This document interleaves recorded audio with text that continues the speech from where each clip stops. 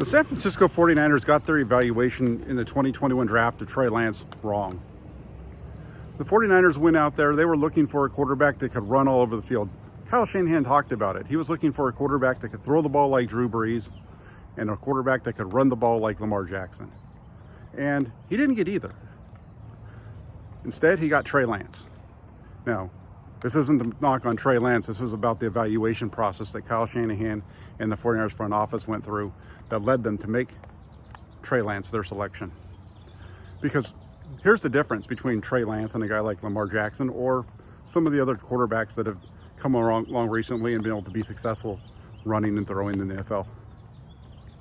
Trey Lance just doesn't have that quick twitch first step burst. And as a result, he doesn't have the ability to get around the edge. And this showed up on his college film.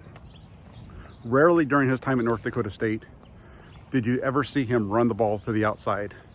His runs were almost all in between the tackles on designed runs. There were very few zone reads and those types of things. If it happened, it was very rare. But primarily, Lance was a between the tackles runner. That's not Lamar Jackson. Lamar Jackson's all over the field. Trey Lance also, during his time in North Dakota, showed that he wasn't much of a scrambler. When he decided to scramble, he would do it good. He had the ability to get out and run. But when you watch Lance, you can see that he was the guy who wanted to throw the ball first. He didn't want to just take off at the first sign of a play breaking down and use his legs. That wasn't his game. His game was, if it's a pass, I'm going to throw it, and I'm going to hold on to it as long as I can before I have to use these legs. And you see him now in the NFL with Kyle Shanahan.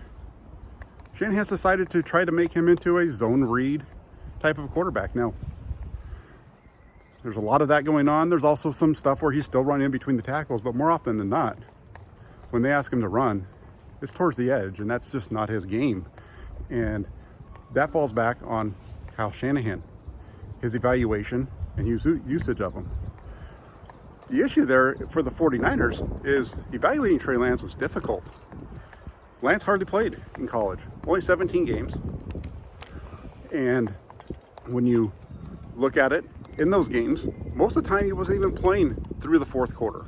Sometimes he wasn't even playing in the fourth quarter at all because North Dakota State was up by so much. And so the lack of experience led the 49ers to really have to project what Trey Lance was going to become. And as you can see by the way that he's been able to perform so far with them, it's not there. That projection is off. Now, can Trey Lance get there? Can he improve? Yes, absolutely. And again, this isn't meant to be a knock on Trey Lance. This is what the 49ers saw, what they thought they were getting versus what they were, and their mistakes in their evaluation process. You look at it, and I watched Jalen Hurts play for the Philadelphia Eagles, and I think that's a guy who the 49ers really wanted to get, that type of athlete. That guy that could run the zone reads, the guy that could hit those quick underneath screens, the guy who could take the top off the defense with the deep shots.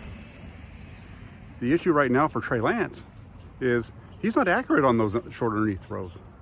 He's not really even accurate on the deep balls on a regular basis.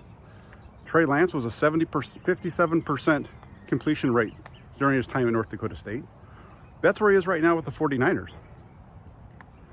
For San Francisco, they need him to be more efficient with those things. And again, his evaluation, there was nothing in there that said he was going to be. So blaming Trey Lance for his struggles with the 49ers is a little unfair. A lot of it goes back to John Lynch, Kyle Shanahan, making him the number 3 selection in the draft. A player who, like I said, he had 318 college passes, 192 college runs. That was it. And you took him at number 3. And not only did you take him at number 3, but he hasn't really been able to produce at this point. Because of his ability or inability to be able to really get outside, you're running him in between the tackles, which led him an injury in his first game as a starting quarterback against Arizona in 2021, which slowed down his development. They gave him the keys to the castle in 2022. He lasted 5 games because of a freak injury that broke his ankle. Now he's coming back, and we're not sure what Trey Lance is going to be in 2023. Is he going to be able to run still? If he can't, he's going to have to rely on throwing. Has he progressed as a passer to the point that he can just utilize that part of his game and not have to worry about utilizing his legs? Is he going to be able to take off and scramble like he would have before? Those are all big question marks around Trey Lance. And they all go back to the evaluation of Kyle Shanahan and John Lynch and what they thought they were getting when they decided to pick the pick of Lance at number 3 in 2021. There you have it.